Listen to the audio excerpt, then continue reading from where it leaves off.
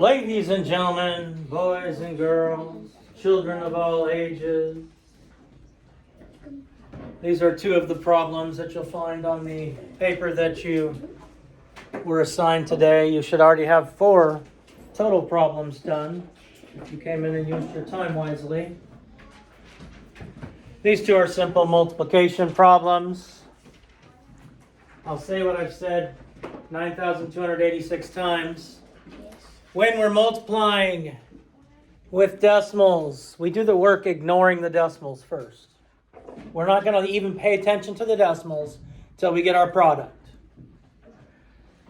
The first thing we're going to do is we're going to estimate 3 75/100 times 6 7/10.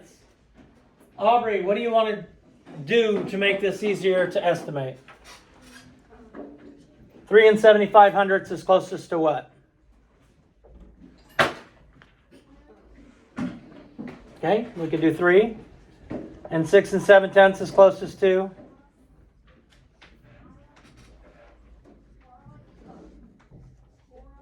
Okay, 7. So my estimate is going to be somewhere around 21. You could have changed it to 4 and 7 and be 28. So my estimate is also going to help us figure out where to put our decimal point. Now, as we do these 2 problems, I'm going to show the 2 different ways, or 2 of the ways that you've learned to multiply. So we're going to do the standard algorithm with this first problem. Please notice I wrote that down and I did not put the decimal points in it. I'm not going to mess with the decimal points till I get my product. Then I'm going to put my decimal points in it. So 7 times 5 is? 35. 35. 7 times 7 is? 49. Plus 3? 52. 52. 7 times 3? 21 plus 5? 26. We're done that. Now we are going to the tens place. The reason the 0 goes down here is because we are going to the tens place. My first number needs to be in the tens place because I'm starting in the tens place. So 6 times 5 is 30. 6 times 7 is 42. plus 3 more 45. 45. 6 times 3 is 18. plus 22. 4 22.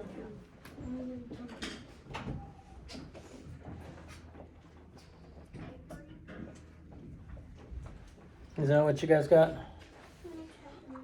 Yeah? Yes. We go back to our problem. There's 1, 2, 3 numbers behind the decimal point in the problem. There needs to be 3 numbers behind the decimal point in the answer. Does that match up with our estimate? Yes, it's close to our estimate. If I put it anywhere else, we're nowhere near my estimate. So if I put my decimal point anywhere else, it's not anywhere close to the estimate. Now let's estimate the answer to the second one. Courtney, we have 1 2/10 and 3 56/100. So what do we want to do with those? We're going to estimate it. Round. Okay, so what is 1 2/10 going to equal? Let's round to the nearest whole number. Just 1. Just 1. And what about 3 56/100, Courtney? 4. 4. And 1 times 4 is 4. My answer needs to be somewhere around 4. Now when I do the math, I'm going to ignore my decimal points. Okay? So I'm going to do 12 times 356. I'm ignoring the decimal points. So I have 300, 50, and 6. 300, 50, and 6. I just broke this into expanded form. Just broke it into expanded form. The 1 is in the tens place when I take out the decimals. All right, so 10 times 300 is what? 3,000. 10 times 50 is 500. 10 times 6 is 60.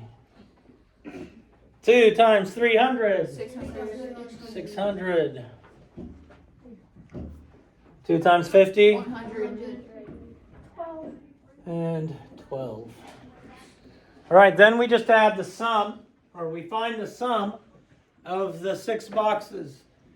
So 3,600, 4,272? Yeah? Okay, so 4,272. There are 2 numbers, 3 numbers behind the decimal point. So I should have 4 and 272 thousandths, which is near my estimate. I don't care how you multiply, what strategy you use. Some still use the lattice method, which is fine as well. I just want you to make sure that you are getting these problems correct, because it's good when you do get them correct on your own.